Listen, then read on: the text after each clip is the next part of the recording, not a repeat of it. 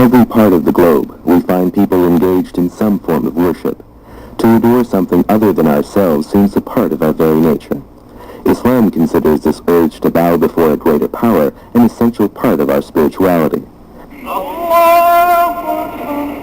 The prayer of a Muslim is meant to develop a deep, personal relationship with God the Creator. This relationship is expected to carry over into all aspects of a Muslim's life. Every area of endeavor, whether done on a personal or collective level, is supposed to reflect the consciousness of God. The uniqueness of this way of life is that it isn't based on a set of dogmas or blind faith.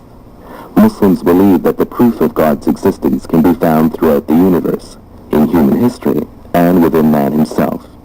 In Islam, God, or Allah, is unseen, but the signs of a single supreme being that has no partners are everywhere. Allah is described as the cherisher and sustainer of all that exists. He is most merciful, capable of unlimited compassion and grace.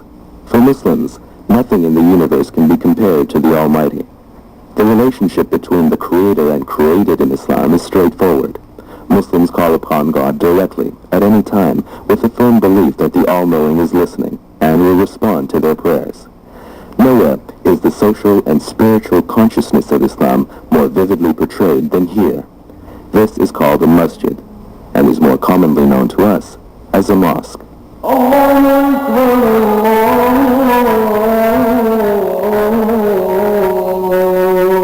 To our understanding, a mosque would be a combination church, school, town hall, and community center. In Islamic history, vast complexes housing universities, hospitals, and libraries were all linked together with the mosque at the center, a holistic approach to worldly and spiritual affairs. This approach is now being emulated in many mosques throughout North America. Over 1 billion people around the world are Muslims. Islam is at the center of a colossal spectrum of countries, cultures, arts, and languages. But the images most of us see about Islam rarely give us the opportunity to appreciate the many civilizations that fall within its domain. The word Islam has a number of meanings in Arabic: peace, purity, surrender, and obedience. Muslims describe Islam as accepting the supremacy of God's will above our own. A Muslim is anyone who freely makes this conscious commitment to God. Two facts about Islam affect us all. It's by far the world's fastest growing religion, and contributions of Muslims throughout history have had a profound impact on the way we live today. Dr. Abdullah Hakim is a respected scholar of Islam in Canada. People tend to think that most Muslims are Arabs, but actually the Arabs only make up 15% of the Muslim world. The largest Muslim country is Indonesia. And actually there are more Muslims in Indonesia than the entire Arab world. When basketball superstar Hakeem Olajuwon wanted to learn more about Islam, he looked past the stereotypes and studied its true teachings. What he found was a new outlook on life, and the edge he needed to become one of the game's great players. In sport you meet so many different people which will try to intimidate you in so many ways. And I just like to play, and if you try to intimidate me in a way that is not the way the game should not be played, I like to enforce, reestablish my position, so I have a very quick temper. And that's the beautiful thing about Islam, that now you have, patience, you have better understanding, and you avoid things like that. So you play more freely, you enjoy the game more, and you put everything in perspective. At the heart of Islam is the Quran, which is regarded by Muslims as the last testament, God's final divine revelation to humankind. Every word of the Quran is believed to have been chosen by God and then revealed to the Prophet Muhammad over 1400 years ago. Muslims believe the Quran has remained in its original form, unchanged since the time of its revelation. The Quran regards reason and intelligence as important gifts of God, and challenges human beings to use these gifts. Do they not contemplate on the Quran? If it had come from some other source than God, they would have found a great deal of contradiction in it. These are the first verses that were revealed of the Quran. Read, in the name of your Lord who created man from something which clings. Read, and your Lord is most gracious. It is he who taught by the pen, taught man that which he did not know. Well, this verse is a very significant one in that it actually goes into the depths of human life. It speaks about a fertilized egg, a zygote, which clings from the inside of the uterus. Now how, 1400 years ago, could a person have known about what goes on inside of the human body? But this is only one of the miracles that we find in the Quran.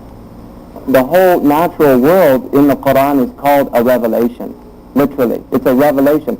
So scientific pursuit is actually unveiling the meanings of a revelation from God to humankind.